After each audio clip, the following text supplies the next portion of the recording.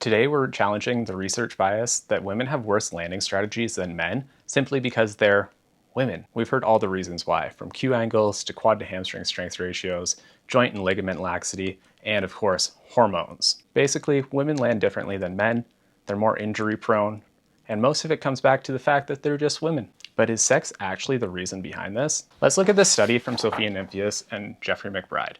And side note, you should follow Dr. Nymphius because she's an absolute boss. In this study, they had subjects perform counter movement jumps and drop jumps from progressively higher boxes. Then they looked at how much energy was being absorbed at the angle of the knee and the hip during the first landing of that drop jump. As the drop height increased, women shifted towards a strategy that was more knee absorption dominant. And because greater loading of the knee might have implications for a greater risk of knee injury, bias confirmed women land with a worse strategy. Except in the study, they also looked at how strong all the participants were with a 1-rep max back squat. And when they divided everybody into low, medium, or high strength based on their 1-rep max back squat, the lower strength group shows very similar energy absorption at the knee as the demands of the task got harder. The authors point out that the women in the low strength group had similar energy absorption at the knee as tasks got harder. So instead of automatically assuming that sex is the reason for this, the authors suggest that we look at the modifiable factor of how strong somebody is as the main determinant here. So the better question here is, do women inherently use a higher risk landing strategy? Or have we spent decades comparing stronger men